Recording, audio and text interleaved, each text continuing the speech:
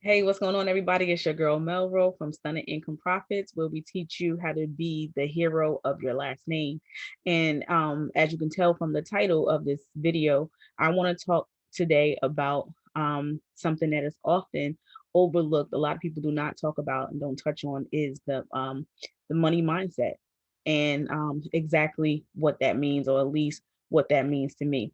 So basically money, just like anything else and everything else in life, is energy, right? It's something that you can either attract or you can push away from you. It can flow into your life or it can run away from you. So there's sayings that we've have said our whole lives, like, oh, putting stuff out in the atmosphere, or why you put that out there. We say that about so many things, but we don't really put it together when we're talking about money. So you have to think of it as the same way, guys. If you put negative energy out there about money, they're saying, even for the purpose of this video, I'm like cringing for having to say some of the sayings I'm about to say, but just to get my point across. But I don't even like to say it, because the truth of the matter is that the universe doesn't know the difference between a joke, or how you really feel, or you saying something just for a video, or if that's how you really feel. So I try not to say these things, but I'm just going to just get it over with, right? So people that say things like the money is the root of all evil, or rich people are the devil, and just things like that. It's just so many sayings. Like I said, it just almost killed me to even say, because I really believe in energies and putting things out there, and I never put any negative energy towards money. I'll throw one more out there, which I don't like.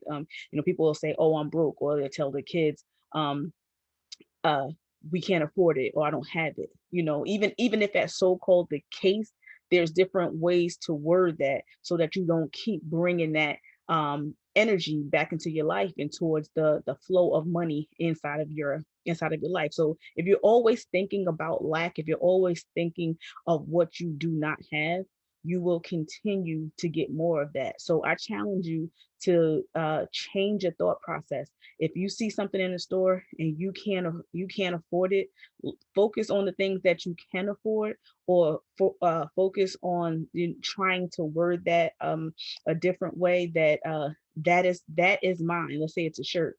That shirt is already mine, or that shirt is mine next month. It's not up to you to decide um how that is going to, basically how that's going to happen, right? You are going to say, you're going to claim that that is yours. And because, and obviously you can tell from the way I'm talking that I believe in the law of attraction. And what a lot of people don't understand is that does not mean that you can just sit down and say that shirt is mine, and the money's just going to come to you and it's going to flow to you, and then you're going to wake up and say, oh, that shirt is mine. No, what that means is, if you continue to think that that shirt is mine, then you're gonna be like, well, if that shirt's mine, why is it still in the store? Like, that shirt is mine, it needs to be here. Maybe when you decide to, when you're gonna sit down and watch television, maybe instead of watching TV, you decide to click on a YouTube video like this about money mindset, because you need to know how you can make more money, or how you can attract more money so that you can get that shirt that is yours. That is what the law of attraction means. It doesn't mean you just sit down and, wishful thinking and things come to you. No, it means that you change your mindset, and because you change your mindset, you started to take different actions, and because you took those different actions, you got more money, and then you took that money and you bought that shirt. That's, kind of like the short version of how that works.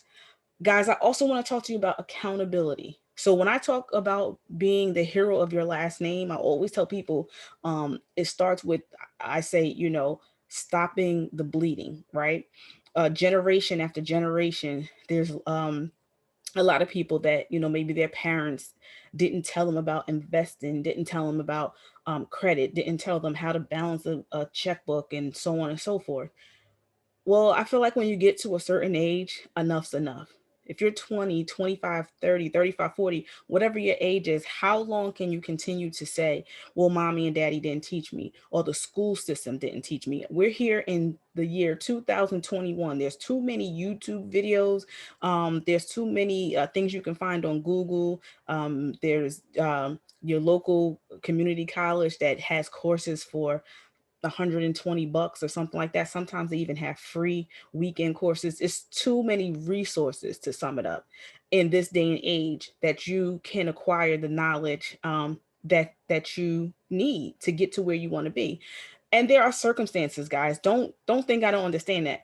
There might be some people who, maybe your spouse um, lost money. Maybe your spouse started to do drugs, or started to gamble and lost that money. I'm not saying that things didn't happen, but if you decided that your marriage, it was worth staying together, that's a choice that you made, right? So what did you do to help your spouse get out of that situation, to help yourself as well? You can't just sit around and say, this is what this person did, so this is why we don't have money, and this is why we're in a situation.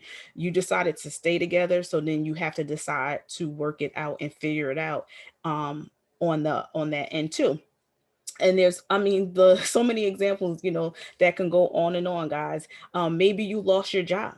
I mean, things like that do happen, but you have to take accountability. When you lost your job, did you not have a savings account? Did you not have 3 months of all of your bills, your rent, your utilities, groceries, childcare? Did you not have at least 3 months of that to at least hold you over until you found another job? So you have to take accountability. And guys, the major reason why is because, again, we have so many sayings, we hear so many things in our life. We say things all the time like, we learn from our mistakes. Oh, it sounds great to say. But guess what? You cannot learn from your mistakes if you won't admit them. So I challenge you today to be accountable. To One of the sayings that I learned from my father all the time, he said to me all the time when I was a kid, is, what nickel did you have in that dime? When something happens, if I got into it with my brother and I, oh, he did this to me. Well, what nickel did you have in that dime? Basically, what did you do to your brother to make him do what he did, or so on and so forth. So it's the same thing in your life and in your money situation. You have to think about the things that you have done. You don't dwell on them, but you think about them so that you can become accountable for them, so that you do not repeat those same mistakes. Guys, you can also take YouTube courses, right? You can learn from YouTube. You can find people on YouTube that are giving courses. You can save money with a purpose, right? You don't just save to save. You save money with the intent to invest or perhaps start your own business. So there's other things that you can do, but again, you have to be accountable for your actions first. The last thing I want to talk to you guys about today is the attitude of gratitude. Okay. You may want more money. We all want more money. But I wholeheartedly believe that you will not get more until you are grateful for what you already have. So there's people that that talk about um, vision boards, and I've created vision boards. I actually still have one up on the other side of my office right here, and there's nothing wrong with that. But my challenge for you today is to start with a gratitude board. Before you do that vision board of what you want, let's look at the things in your life that you have.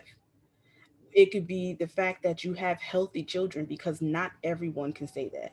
You may not like your boss, but you have that job that is paying your bills. You may want that mansion over there, but the house that you live in is providing a roof over you and your family's head.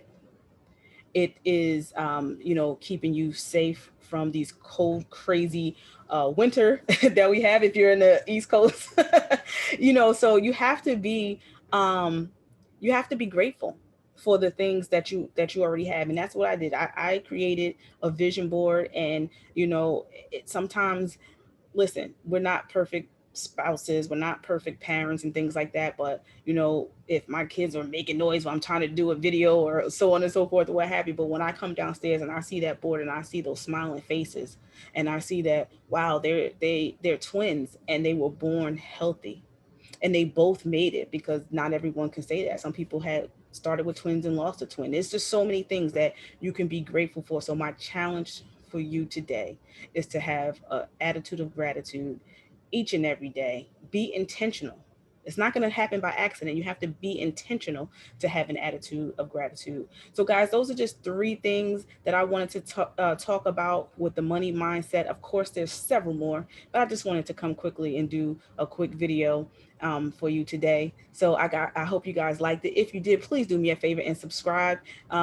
Right now, I think I have about 10 subscribers, and I'm happy for them. You know, you got to start somewhere. But my first initial goal is to have 100 subscribers. So if you like this, can you please help me out with that? And also click that thumbs up, click that like button, and I appreciate you. Thank you so much for watching the video, and please do share it with a friend. Have a great day.